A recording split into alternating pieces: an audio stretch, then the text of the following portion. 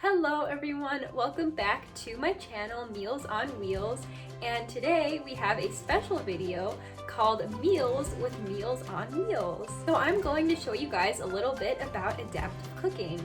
So over these past few months of summer, I have been learning little by little how to cook for myself. I thought that it would be helpful to share with you some of the tips and tricks that I've picked up that help me cook.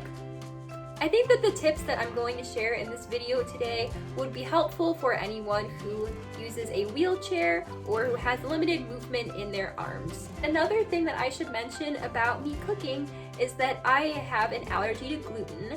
I was recently diagnosed with celiac disease, yay! So this is something that I've been trying to work with when cooking and finding different recipes and things that I can make that are gluten-free.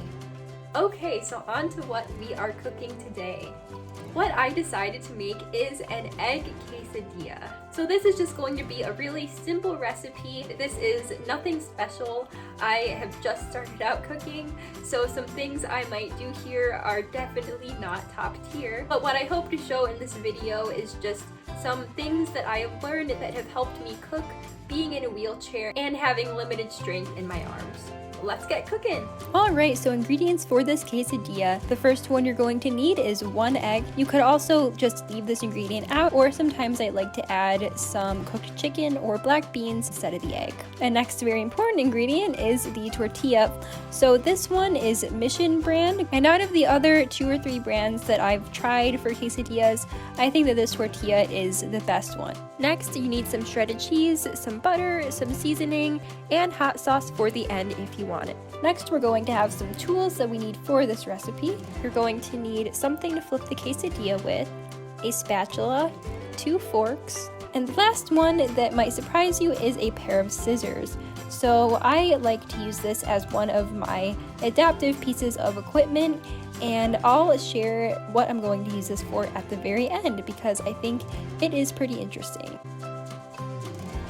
So the first step to making this quesadilla is scrambling the egg. I'm going to crack the egg into a bowl, add some salt and pepper, and whisk it a lot. And while these steps are happening, I'm going to tell you a little bit about what we're going to do next, which is cooking the egg in the induction burner. So the induction burner is this really cool piece of equipment that I recently found, and it is basically a portable stovetop. It is great for my adaptive cooking because I can boil things on it, I can make quesadillas like I am today, and I can do it all at a level that I can reach. As you can see here, I'm at my dining room table, so this induction burner could be really helpful for people in manual wheelchairs or who need to sit when cooking and don't have the ability to stand over a stovetop to reach everything.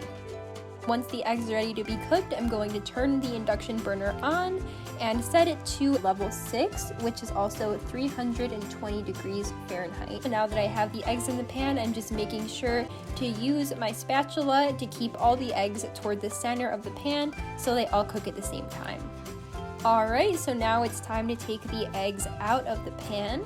And this is really convenient because I got a non-stick pan, so I can now just transition right into cooking my quesadilla without having to clean the pan or change the pan. So here I'm just adding some butter to the pan, turning heat on again, and waiting for that butter to get nice and melty to put the quesadilla down.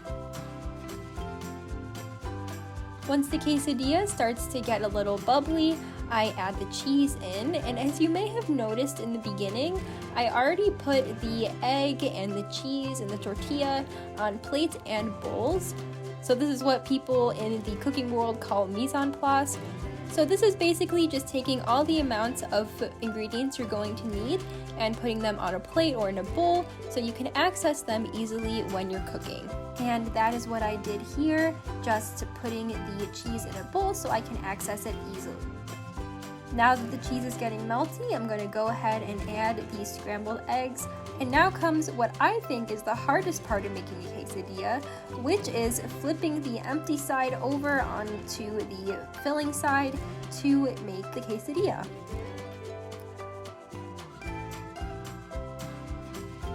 Now, time for the next hardest step, which is flipping the quesadilla.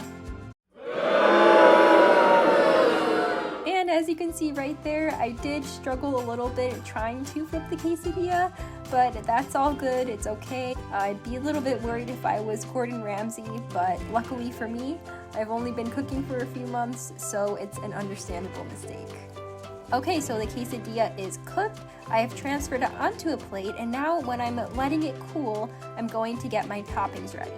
We happen to have some cilantro and some diced tomatoes in the fridge, so I'm just picking the cilantro now and getting the tomatoes ready, and then my quesadilla will be ready to top. Alright, so as I said in the beginning of the video, I was going to use scissors for a certain thing here, and what it is for is to cut the quesadilla.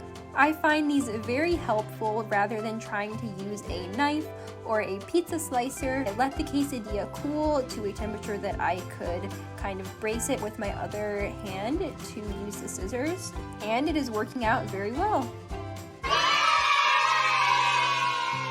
The last step is adding the chopped tomatoes and the cilantro, and of course you cannot forget the hot sauce.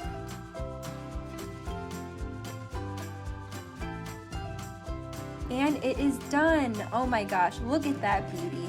I cannot wait to try it.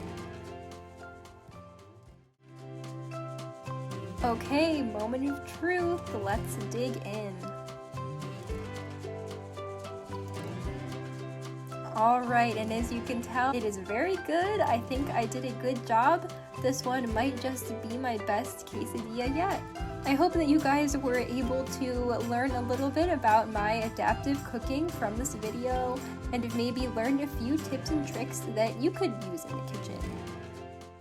If you guys enjoy this kind of stuff and you find it interesting, then let me know in the comments, and maybe I'll start a little series on this. I have plenty more to share on my cooking journey if you guys are interested.